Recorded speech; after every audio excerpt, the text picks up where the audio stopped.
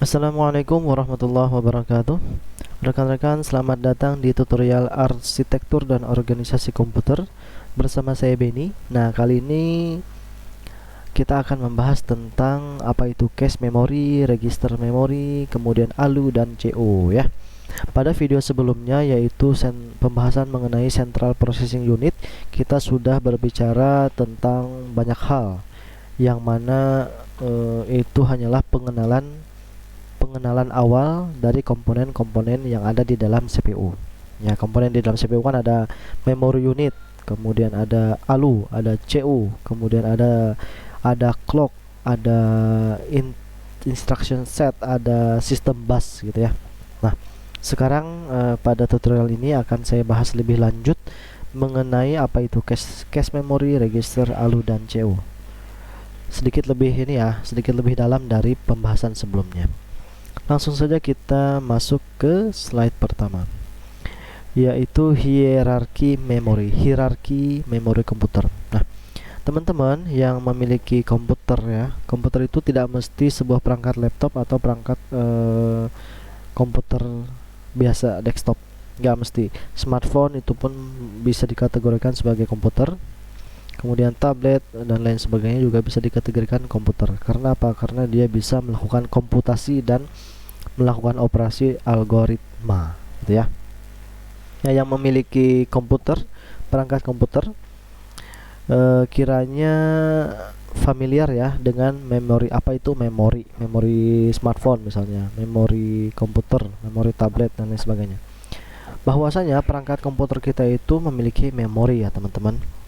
Memori itu ingatan. Kayak manusia juga komputer perlu ingatan. Kalau manusia nggak ingat, nah maka dia akan mengganggu proses kerja dari manusia itu sendiri. Contoh orang yang amnesia nih.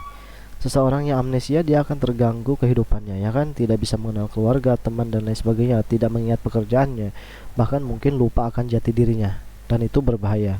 Misalnya dia adalah seorang yang sudah sangat sukses tapi tiba-tiba dia amnesia, maka segala kesuksesannya itu tidak akan berarti apapun karena untuk menikmati kesuksesan memerlukan ingatan, pengetahuan dan informasi-informasi gitu ya.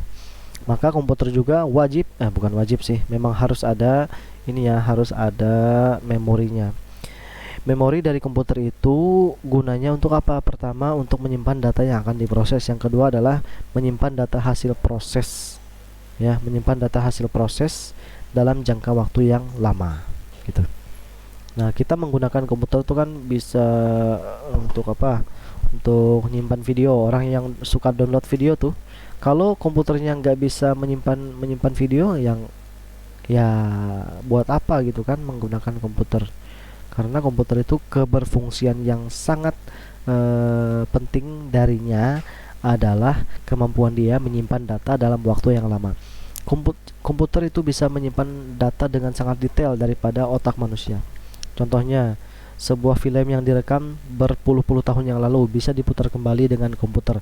Tapi kalau dengan ingatan manusia, nah itu kan cuma ada flashback gitu kan, intinya nggak detail, nggak terurut. Nah, tapi kalau komputer menyimpan data itu dia pasti terurut dan jelas dengan output atau gambar yang jernih gitu ya. Kalau otak manusia menyimpan memori misalnya, memori suatu kenangan. Nah, cuma berupa flashback kayak gitu. Oke. Jadi memori itu digunakan untuk menyimpan, store data and instruction. Memori fungsinya menyimpan data dan menyimpan instruksi gitu kan. Kemudian apalagi? Memory is divided. Nah, memori itu ada kategorinya teman-teman. Nggak cuma ada RAM, nggak cuma ada register, tapi masih ada banyak lagi memori yang ada pada sistem komputer ya. Memori komputer itu ada dua, biasanya dibagi menjadi dua sebenarnya ya. Ada primary memory, ada secondary memory. Primary memory, oke. Kalau yang ada di dalam CPU itu ya internal memorinya dari CPU. internal memori CPU kan ada register sama cache ya, register sama cache. Tapi yang dimaksud memori di sini adalah primary memory dan secondary memory. Primary memory yang pertama adalah primary memory atau disebut juga sebagai RAM. Nih teman-teman, kalau RAM ya, RAM. Nah, jadi RAM itu atau random access memory itu merupakan primary memory, memori primer, memori utama dari sebuah komputer. Jadi gini, si komputer boleh jadi tidak memiliki register, tidak memiliki cache memory, tapi dengan adanya RAM saja si CPU bisa mengolah informasi. Gitu loh teman-teman. Nah, paham ya kenapa disebut sebagai utama? Manusia kan kalau CPU kan punya register sama cache, tapi kalau manusia kan otaknya nggak punya register sama cache ya, cuma memiliki memori aja. Nah, artinya kan otak manusia bekerja tanpa adanya cache memori, tanpa adanya register. Nah, pun kalau mau analogi yang lain, apakah ada cache memori di manusia? Ya boleh jadi cache memori di manusia itu bukan berupa organ tubuh, organ otak lain di otak manusia, bukan. Bisa jadi buku catatan. Buku catatan itu bisa dijadikan dianalogikan sebagai register atau cache memory, yaitu untuk mempercepat ingatan dari manusia ya kan. Kan di manusia itu bisa kehilangan ingatannya ya, lupa gitu kan. Nah, dengan adanya buku catatan di HP dan lain sebagainya, itu bisa membantu ingatan manusia. Nah, itu bisa disebut sebagai cache memory atau register. Oke, primary memory, RAM tadi ya. Kemudian ada secondary memory, yaitu memori kedua, memori tambahan lah selain RAM. Apa fungsi dari masing-masing memori? Oke. Nah, di sini ada piramida memori teman-teman. Yang pertama itu adalah yang di paling atas ini ada register. Yang keduanya ada cache memory, yang ketiga ada main memory, empatnya flash disk, 4 traditional disk, yang kelima secondary storage. Oke. Nah, apa maksud dari segitiga ini? Ini merupakan hierarki atau turunan dari memori komputer. Bahwasanya semakin mengerucut segitiga ini, maka semakin cepat akses dari memori tersebut, semakin cepat dan semakin mahal. Artinya yang paling mahal di sini yang mana? Ya register. Memori yang paling cepat yang mana? Ya register, gitu kan? Karena dia berada yang paling runcing. Tapi yang kemudian semakin ke atas juga kapasitas memorinya semakin kecil. Nah, maka di sini kita bisa pahami mana memori yang paling cepat, kemudian mana memori yang paling mahal, mana memori yang paling kecil ininya kapasitasnya. Ya, sudah pasti register. Karena dari sini kita bisa melihat bahwa dia berada pada ujung dari segitiga hierarki memori komputer. Oke.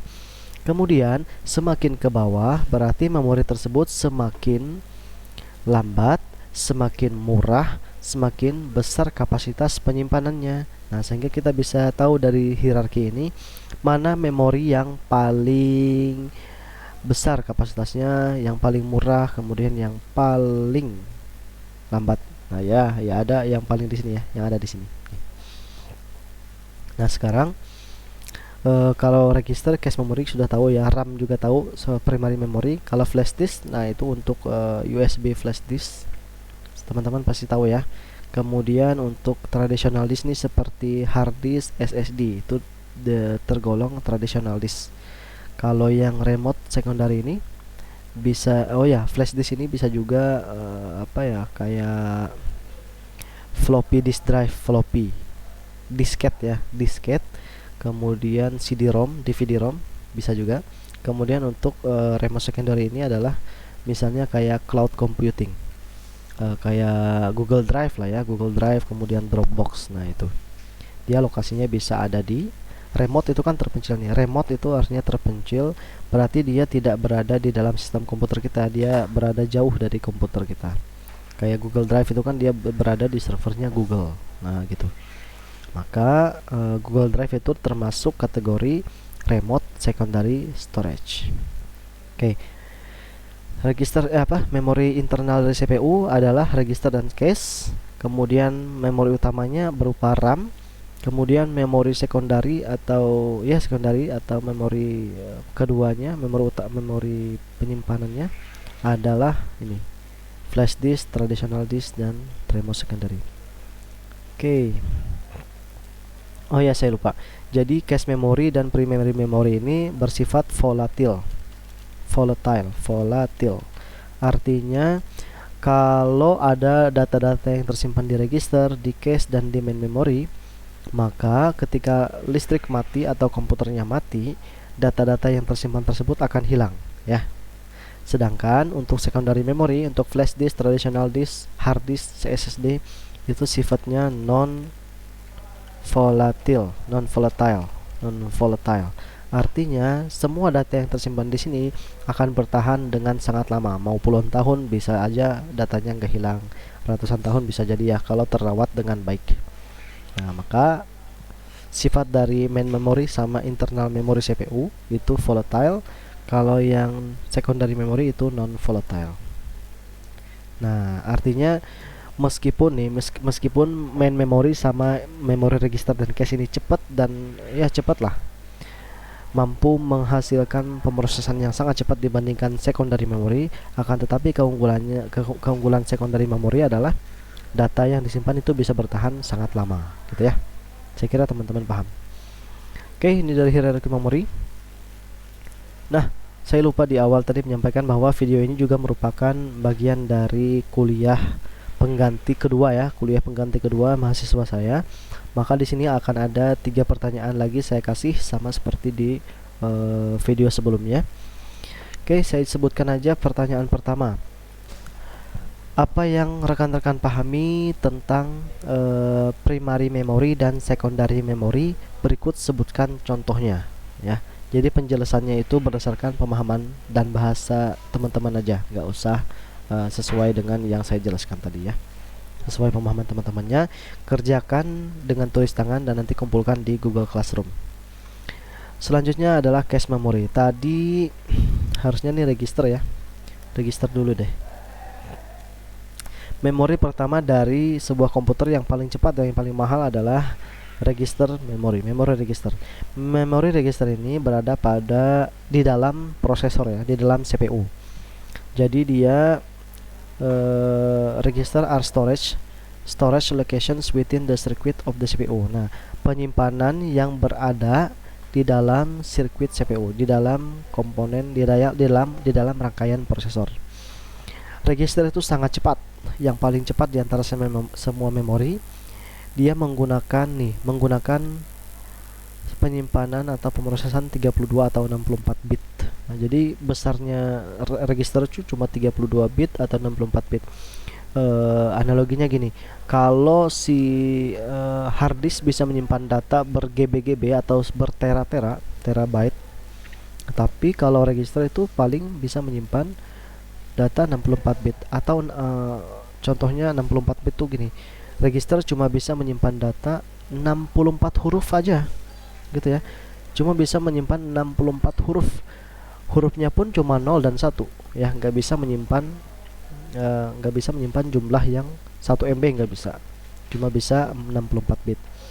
Oke, mungkin di sini teman-teman mau ini ya, belum, saya pengen menjelaskan aja deh. Apa itu bit, apa itu byte. Oke, apa itu bit atau apa itu byte, apa itu megabit, kilobyte gitu ya. Oke, apa itu bit? Bit adalah singkatan dari binary digit ya. Binary digit adalah bilangan 0 atau 1. Jadi 1 bit itu sama dengan nilainya 1 bit. Artinya kalau komputer memiliki memori 1 bit, dia cuma bisa menyimpan 1 buah angka, 0 atau 1 aja. Oke. Nah, ada lagi istilah lain, byte. Byte itu berdasarkan ASCII, American Standard for Code Information Interchange. 1 byte itu sama dengan 8 bit. Oke. Contoh nih. Angka 1 itu bukan angka 1 deh, huruf A. Huruf A itu disimpan di memori oleh komputer menggunakan biner. Contoh binernya, jangan A lah ya, A aja deh. Contoh binernya adalah ini. ASCII for A. Nah, huruf A ini ASCII-nya ini, binernya ini 1 2 3 4 8 nih, 8 karakter nih. 8 karakter. 8 8 nih ya, 8 digit, 1 2 3 4 5 6 7 8. 8 kan? Nah, bahwasanya sebenarnya data-data yang ada di komputer itu, mau huruf, mau angka, mau simbol, dia disimpan menggunakan format ASCII. ASCII ini singkatan dari American Standard Code, kode standar orang Amerika untuk information interchange, pertukaran informasi, ya. Nah, jadi komputer itu bekerja kan dengan biner nih, berdasarkan binary digit menggunakan angka 0 dan 1. Nah, maka misalkan dari komputer 1 ke komputer 2 pengen ditransfer huruf A, maka huruf A itu harus di encode. Di encode artinya diterjemahkan dulu dari huruf A menjadi 01000001 gitu ya, menjadi angka biner. Kemudian baru bisa dikirim ke komputer 2, komputer B. Nah, gitu ya. Di komputer B, angka 00000100 bla bla bla ini di decode artinya diterjemahkan dari format biner menuju format ASCII. Ini tadi format ASCII untuk ini adalah A. Nah, sehingga huruf A dari komputer ditransfer ke komputer kedua, bisa dipahami atau diterima oleh komputer kedua dengan nilai yang sama, yaitu A. Gak mungkin datanya berubah dari A ke B ya, gitu ya, karena ada banyak sekali rangkaian komputer, rangkaian proses yang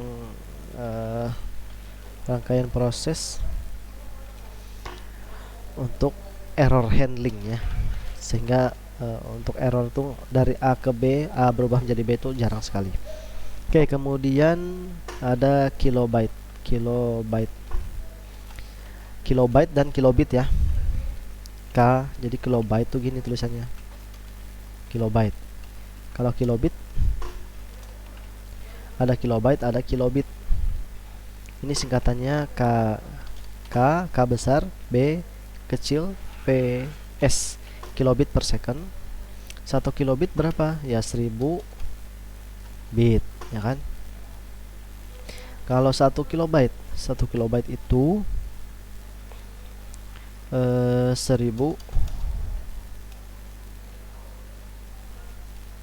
byte, bukan 1000 bit ya, 1024 sih, 24, karena 1 KB itu sama dengan 2 pangkat 10 ya, 2 pangkat 10 sama dengan 1024. Ini juga oke, sama dengan 2 pangkat 10. Kemudian ada lagi nah ini beda ya, 1 kilobit dan 1 kilobyte. Kalau kilobit ini KBPSB nya kecil, kalau kilobyte KB nya besar PS. Nah, jadi kalau teman-teman beli kuota internet pakai kilo KBPS yang B nya kecil, artinya ya dia menggunakan satuan bit. Tapi kalau KBPSB nya besar itu menggunakan byte. Mana yang lebih kenceng? Ya jelas yang byte ya. Contoh nih, 2 KBPS pakai B kecil dengan 2 KBPS dengan B besar, mana yang lebih cepat? Ya jelas pakai yang B besar nih, 2 KBPS yang B besar, karena 2 kilobyte itu sama dengan 2 dikali 1024 byte dikali 8 kali 8. Nah, 1024 dikali 8 bit gitu ya. Karena 1 byte kan 8 nih. Artinya ini artinya mana yang lebih cepat daripada kalau 2 kilobit ini kan sama dengan berapa ya? 2048 ya kan. Tapi kalau 2 kilobyte itu sama dengan 2048, kita kali di sini aja ya. 1024 kali 2 dikali 8. Nah, jauh banget kecepatannya ya. 16.384 bit. Nah, artinya 4 kali ini, 4 kali dari, coba nih kita bagi ya, 4 kali 2048. Artinya 8 kali lebih cepat 2 kbps sama dengan 2 kbps. Ini sama dengan 2 kbps. 2 kbps dengan B besar ini 8 kali lebih cepat daripada 2 kbps dengan B kecil ini. Nah, sekarang teman-teman tahu ya teknik marketing dari orang-orang di sono. Teknik marketingnya dia menggunakan ini, tipuan kayak gini. B-nya kecil, kita kira B-nya byte, kita kira byte ya, padahal itu cuma bit. Kemudian megabit, megabyte, byte, MB sama dengan 1024 KB, kilobyte ya. PS ini sebenarnya nggak usah karena ini kecepatan kilobit. Oke, sama dengan berapa bit? Nah, berarti 1024 dikali 1 bit berapa byte? 1 byte berapa bit ya, kali 8 ya. 1024 kilobyte. Oke, oh ini masih ini ya. Kilobyte kan 1024 juga. Nah, berarti gini. Nah, kali 8. Nah, gitu. Atau teman-teman bisa cari tahu aja di Google, banyak ya. Oke, jadi 1 bit yang ini tadi, jadi si register cuma bisa menyimpan 64 bit, 64 0 atau 1 ya.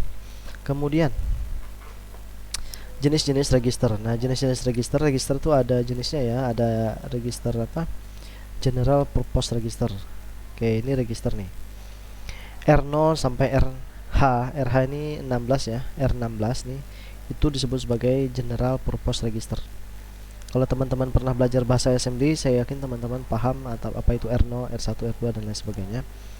Kemudian ada lagi di dalam register itu MAR, ada PC, ada IR. Memory address, R itu apa ya? Saya lupa. PC, program counter, IR, instruction apa gitu ya. Nah, itu adalah bagian-bagian dari register. Intinya di sini register adalah memori paling cepat yang ada di dalam sebuah CPU ya. Di dalam semua lokasinya ada di dalam CPU. Paling cepat, paling mahal, paling sedikit kapasitasnya. Lanjut kita ke memori kedua. Jenis kedua adalah cache memory. Cache memory itu apa? Nah, memori yang di bawah register kecepatannya. Dia berada di dalam CPU juga, tapi kecepatannya di bawah register, harganya juga di bawah register sedikit. Nah, cache memory ini tapi lebih cepat dari RAM sebenarnya ya, meskipun dia lebih lambat daripada register. It acts as a buffer, sebagai buffer antara CPU dan main memory. Nah, jadi dia bertindak sebagai perantara antara CPU dan main memory ya. Oke, kenapa sebagai perantara? CPU itu bekerja dengan sangat cepat teman-teman, sangat cepat. Hitungannya contohnya gini, 4 GHz per second. Kalau memori itu lambat, mungkin 1 GHz per second. Ada 3 GHz kecepatan yang kecepatan dari CPU yang tidak bisa dikalahkan oleh memori ya kan. Nah, sehingga untuk meningkatkan kinerja CPU, kalau CPU-nya cepat, memorinya lambat, itu tetap akan prosesnya lambat pengerjaannya. Contohnya seperti apa ya?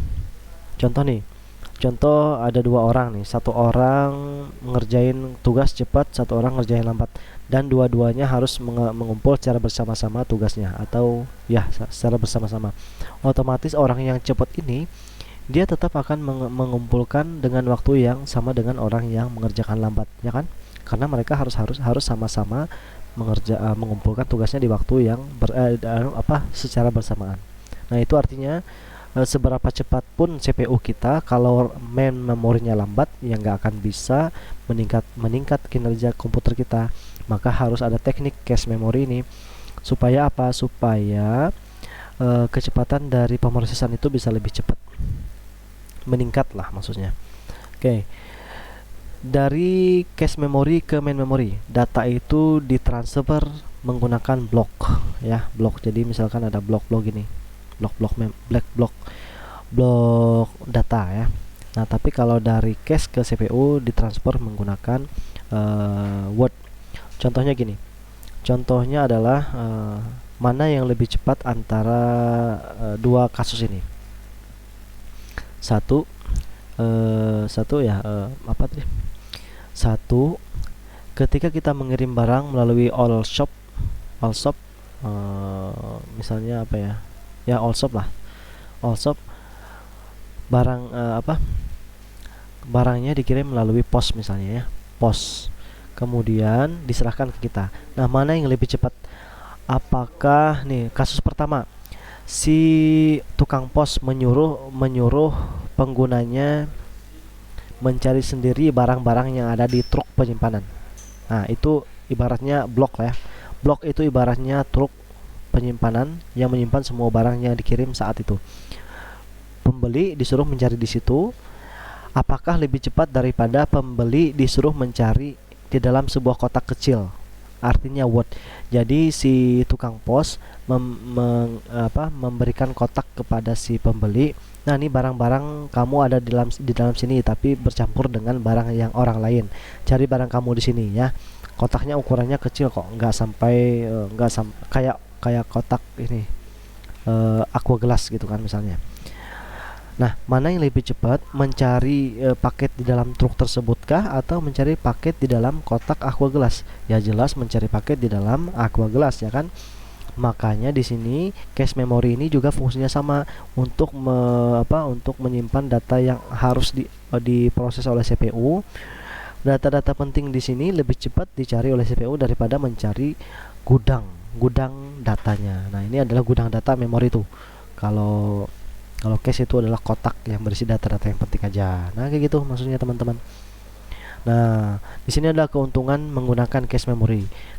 Keuntungannya, sorry ini salahnya, pertama ini salah. Cache memory faster than memory. Ya, cache memory cepat. Karena dia cepat, maka CPU juga bisa cepat mengakses atau memproses informasi. Karena kan main memory kan lambat, RAM itu kan lambat. Maka dengan adanya cache memory, si CPU akan terbantu ya. Terbantu untuk memproses data. Kemudian dengan adanya cache memory consumes less access time. Jadi dia pemrosesan data oleh CPU itu dapat dipersingkat ya. Dipersingkat waktunya. Misalkan tanpa adanya cache memory bisa memakan waktu 1 menit, tapi dengan adanya cache memory cuma perlu 1 detik. Nah, itu kan banyak sekali pengurangan waktunya kan. Kemudian keuntungan dari cache memory, it stores the program that can be executed within a short period of time. Ya, ini sama aja kayak saya jelaskan ya. Jadi dia menyimpan informasi atau instruksi yang akan dieksekusi oleh komputer. Oke, stores data for temporary use. Nah, jadi cache memory itu menyimpan data secara sementara. Saya bilang tadi di awal ya, volatile dan non volatile. Jadi kemudian kerugiannya, nah jadi penggunaan cache memory itu tidak hanya menghasilkan keuntungan, tapi juga ada kerugian. Kerugiannya adalah, nah kerugiannya ada 2 ya. Ini has limited capacity, artinya kapasitasnya tidak sebesar RAM. Ya, kalau RAM itu kan bisa GB. Kalau cache memory itu paling 10 MB paling besar ya, atau 2 MB lah paling umumnya rata-rata, dan sangat mahal. Selain itu kapasitasnya besar, kapasitasnya sangat kecil, harganya juga mahal banget. Nah, itu kekurangannya kan. Tetapi ya tentu saja tetap kita perlukan dengan pembandingan. Ini kan misal komputer itu kan memerlukan cache memory ya, cache memory. Tidak bisa diabaikan cache memorinya, maka tetap dimasukkan, akan tetapi ukurannya saja yang dibatasi. Misalnya kan dengan rentang harga 5 jutaan cache memorinya 5 MB, 10 jutaan cache memorinya 10 MB kayak gitu. Nah, dengan rentang harga tersebut supaya apa? Supaya selain performa terjaga, harganya juga tidak terlalu banyak melonjak gitu ya. Oke, ini pertanyaan kedua. Kalau nggak salah saya tadi sudah kasih teman-teman pertanyaan pertama ya. untuk tugasnya. Pertanyaan kedua adalah coba teman-teman jelaskan apa fungsi dari register dan cache memory. Itu aja, sesuai pemahamannya aja. Lanjut kita ke register. Bukan. Oh ya, ini ketinggalan register ya. Aduh. Register memory. Nah, ini register tuh ada stack pointer. Selain tadi yang general register ya, ada stack pointer, SPS, program counter. Teman-teman bisa baca aja. Ada MAR, memory address mar. Oh iya, saya lupa nih satu nih. Memory address nih, yang penting nih memory address nih ya, memory address register. Memory address register itu fungsinya adalah untuk menyimpan menyimpan apa namanya? Untuk mengetahui lokasi-lokasi alamat dari sel-sel memori RAM. Jadi memori atau RAM itu dia punya alamat. Contohnya nih, gimana ya? RAM, register, RAM, register dan RAM ya. Oke, ada nggak di sini? Nah, ini nih contohnya. Ini adalah register nih. Ini adalah RAM ya. Setiap kotak-kotak ini adalah section yang menyimpan data biner ya. Nah, RAM register dia punya alamat semua section ini. Nah, dia memiliki alamat semua tempat ini. Sama aja kan kayak di dunia manusia juga. Misalnya tukang pos dia memiliki alamat semua penerima paket atau semua pengirim. Kalau tidak ada alamat, ya otomatis barang tersebut tidak akan bisa dikirim, ya kan?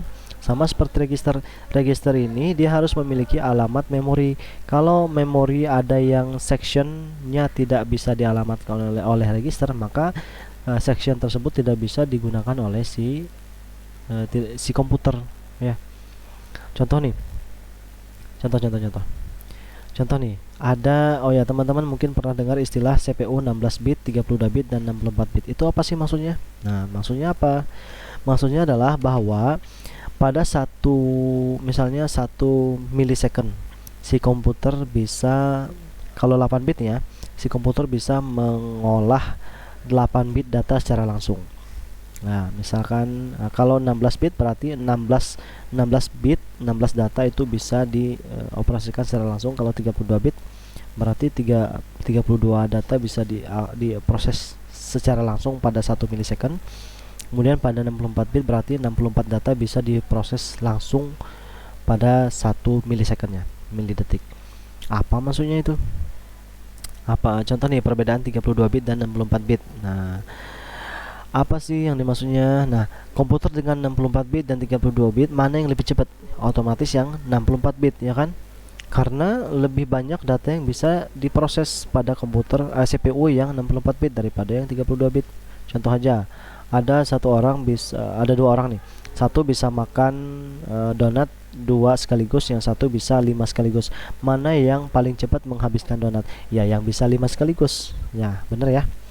Kemudian yang 64 bit ini semakin cepat pemrosesan, maka semakin ini juga waktu pemrosesannya pun semakin sedikit.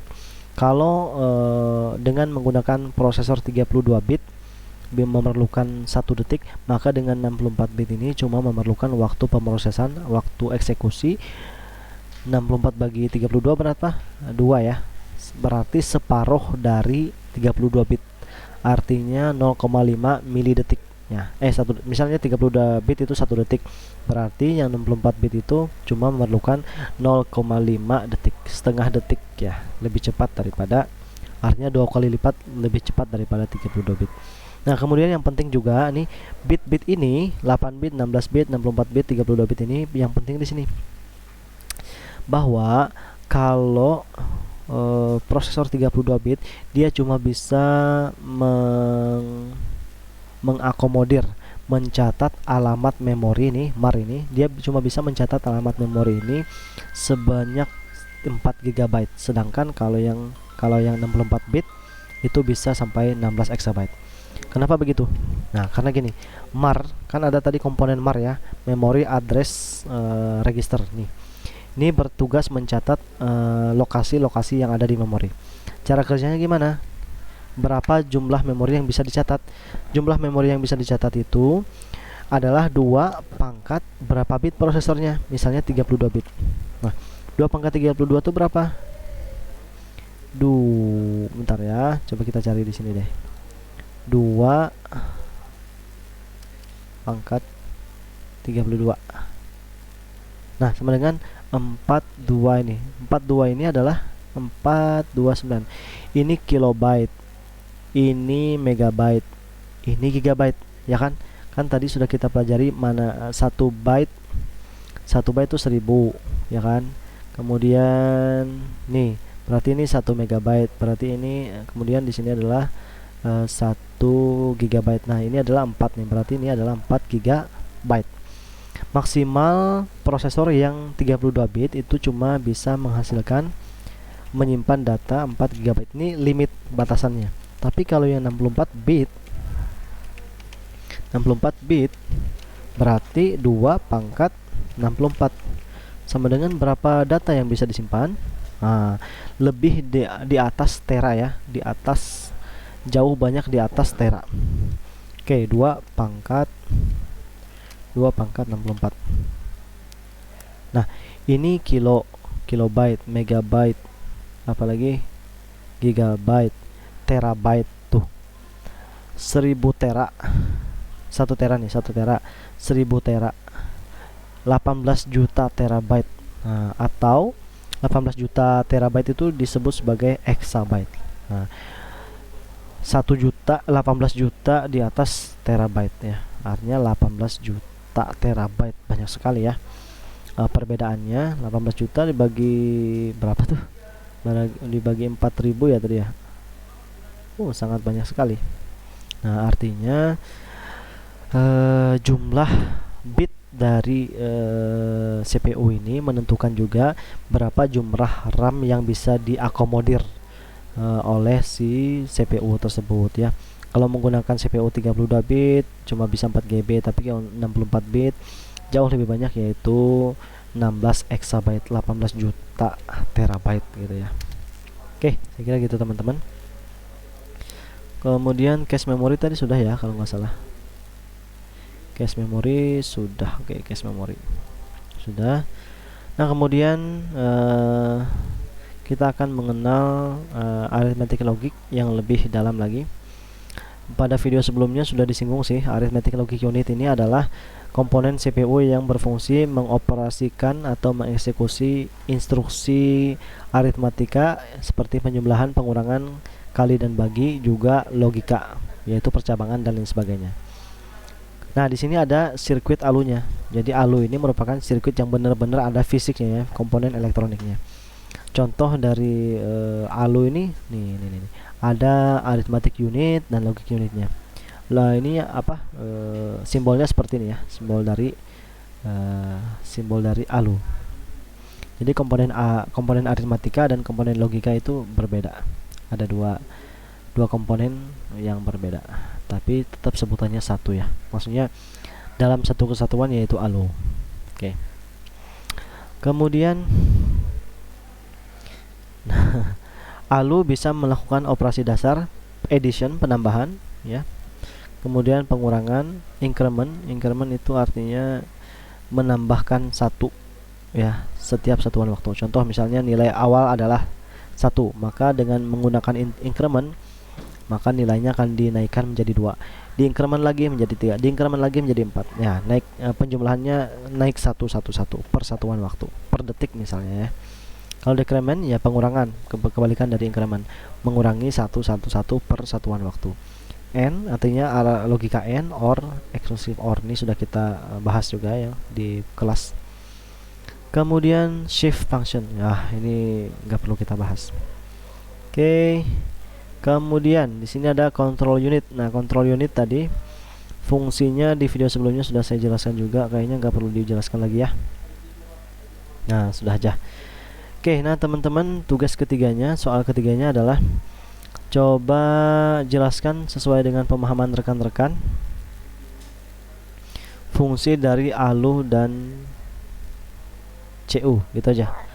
Ini aja penjelasan sederhana apa itu CU, apa itu ALU, gitu aja ya. Itu untuk soal ketiga. Baik, saya kira sampai di sini dulu materi ini. Semoga bermanfaat. Salah hilaf mohon maaf. Wassalamualaikum warahmatullahi wabarakatuh.